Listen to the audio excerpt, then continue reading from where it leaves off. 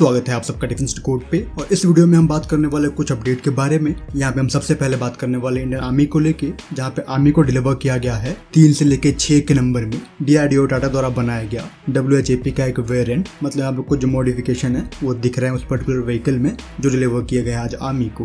तो यहाँ पे जो फॉर्मल इंडक्शन है WHAP का, जिसको नाम दिया गया इन्फेंट्री प्रोटेक्टेड मिलिट्री व्हीकल यानी कि IPMV। तो बेसिकली अब यहाँ पे जो रोल रहेगा वो पर्सनल कैरियर के रूप में ही रहने वाला है। और फिलहाल आपको नाम से तो यही पता चल रहा है। प्लस यहाँ पे जो टर्रेट है वो भी आपको नहीं दिख रहा है, जो कि इंडिकेशन है यहाँ पे जो प्राइमरी रोल रहेगा वो APC का ही रहने वाला है। तो यहाँ पे हैंडिंग ओवर सेरेमनी में 3 आपको व्हीकल दिख रहे हैं, लेकिन एक दूसरे पिक्चर में WHAP पे IPMV 06 लिखा हुआ है, जो कि ये इंडिकेट कर रहा है कि 6 के नंबर में जो व्हीकल है वो डिलीवर हुए होंगे।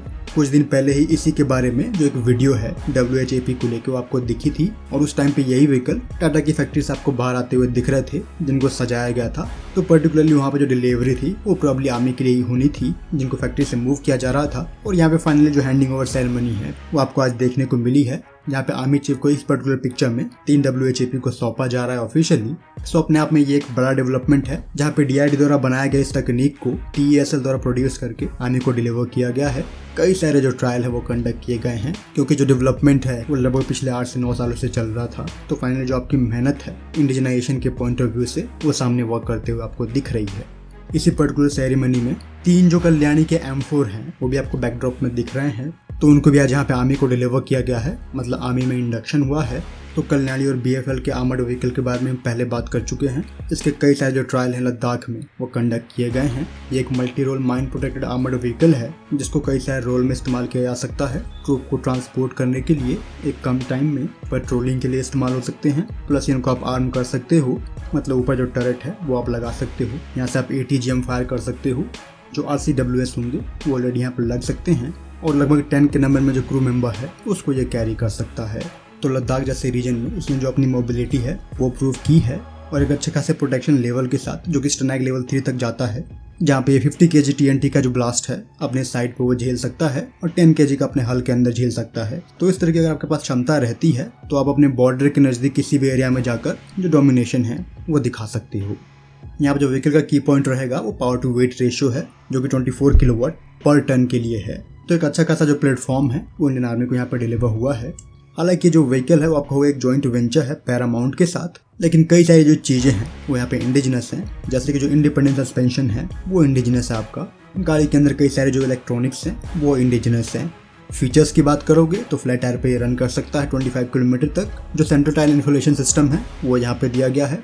रेडियो, इंटरकॉम, सैटकॉम, इन सभी का ऑप्शन आपके पास है। यहाँ पे फ्रंट में विंच दिए गए हैं। पब्लिक ऑर्डर्स करने के लिए जो सिस्टम है वो यहाँ पे दिया गया है। फायर सेपरेशन सिस्टम दिया गया है। रूफ एज दिए गए हैं, जहाँ पे आप कई सारे जो टर्रेट है वो माउंट कर सकते हो। और जो CBRN प्रोटेक्शन है उसका किट आपको मिलता है, ऑप्शनल है। ड्राइवर के असिस्टेंस के लिए जो कैमरा है वो दिए गए हैं। यहाँ पे व्हीकल की जो विंडो है वो प्रोटेक्टेड है। तो ये कुछ जो फीचर हैं वो आपको कल्याणी के M4 में मिलते हैं। और इस तरह के व्हीकल की जो डिलीवरी है और ऑपरेशन है वो इंडियन आर्मी को एक स्टेप आगे ले जाने वाली है। और जो भी हमारे एडवर्सरी हैं स्पेशली LAC पे, वहाँ पे इंडियन आर्मी की जो क्षमता है वो बराबर की होने वाली है इस पर्टिकुलर कैटेगरी में।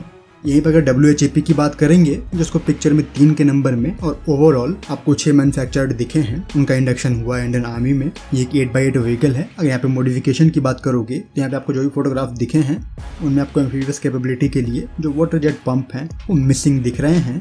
तो ऐसे कुछ जो मॉडिफिकेशन है स्पेशली IPMV रोल के लिए वो आपको इन व्हीकल में दिख रहा है। जो रिमोट कंट्रोल वेपन माउंट है EO सिस्टम के साथ वो आपको दिख रहा है, उसके लिए एक टर्रेट आपको दिख रहा है। यहाँ पे ड्राइवर के असिस्टेंस के लिए जो टॉम्बो इमेजिंग के कैमरा हैं, IR कैमरा, वो इसके फ्रेम पे लगाए गए हैं। फ्रंट में भी आपको दिख रहे हैं। और व्हीकल के अंदर से बाहर फायर करने के लिए जो फायरिंग पोर्ट्स हैं वो भी आपको यहाँ पे दिख रहे हैं। तो यहाँ पे IPMV का जो टोटल ऑर्डर है उसको लेकर कोई क्लियर इन्फॉर्मेशन नहीं है, लेकिन जो स्पेकुलेशन है वो 30 से लेकर 50 तक का है। और प्रॉब्ली आज 6 के नंबर में जो व्हीकल है वो डिलीवर हुए हैं।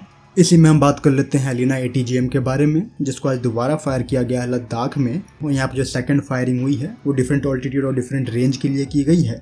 और ये जो फायरिंग हुई है ये DRDO के ऑफिशियल और इंडियन आर्मी के ऑफिशियल के साथ हुई है। तो टेक्निकली जो आपका यूजर वैलिडेशन ट्रायल है वो यहाँ पे कंडक्ट किए गए हैं और उनको कंप्लीट कर लिया गया है, जो कि प्रेस रिलीज में बता दिया गया है कि अब यहाँ पे जो हेलिना है वो फॉर्मल इंडक्शन के लिए तैयार है। जो मास प्रोडक्शन है वो जल्दी शुरू किया जाएगा। तो जो इनिशियल डिमांड है वो लगभग 500 मिसाइल की है, जिनका जो प्रोडक्शन है वो जल्दी आपको होते हुए दिखेगा। मोस्ट प्रोबेबली जो BDL है वही इनको मैन्युफैक्चर करेगी, और यह हो सकता है जो प्राइवेट वेंडर हो उनको भी आउटसोर्स किया जाए इसकी मैन्युफैक्चरिंग। तो ये भी एक बड़ा डेवलपमेंट है, जहाँ पे इंडियन आर्मी के 90 से ऊपर जो रुद्र हैं उन सबको जल्दी ATGM मिलने जा रहा है हेलिना के रूप में। फिलहाल इस वीडियो में इतना ही। जय हिंद।